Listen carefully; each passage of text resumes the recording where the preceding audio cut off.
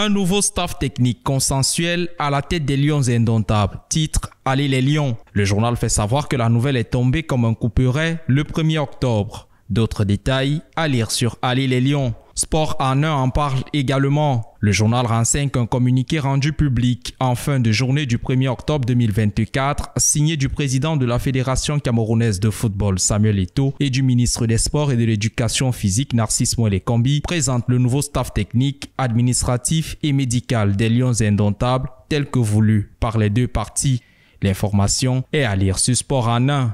Afrique Sport Mag fait savoir qu'un nouvel encadrement technique, administratif et médical des Lions indomptables a été arrêté et rendu public mardi à travers un communiqué co-signé par le ministre des Sports Narcisse Moelle-Kombi et le président de la Fédération camerounaise de football Samuel Eto'o.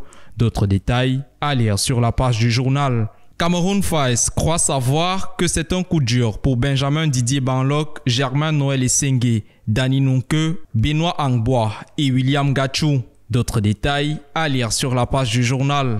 Lions indomptables, la FECAFOOT et le MINSEP, désormais main dans la main, c'est l'interrogation de Foot Azimut. La réponse à cette question est à lire sur la page du journal.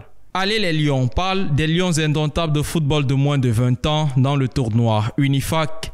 Le journal renseigne que la bande à Angel Lionjo a été battue en demi-finale à l'épreuve des tirs au but par la vaillante équipe de la République démocratique du Congo. D'autres détails à lire sur Allez les Lions. Cameroun Files en parle également. Le journal fait savoir que la sélection nationale de football de moins de 20 ans du Cameroun ne jouera pas la Coupe d'Afrique des Nations de football de sa catégorie. Pour cause, les Lions indomptables sont tombés mardi 1er octobre en demi-finale du tournoi de l'Unifac au Congo-Brazzaville. D'autres détails à lire sur Cameroun Files. Camfoot donne des nouvelles de Yvan Kemoué. Selon le journal, le sélectionneur de la catégorie de moins de 20 ans des Lions indomptables a fait son mea culpa après la défaite du Cameroun en demi-finale du tournoi Unifac.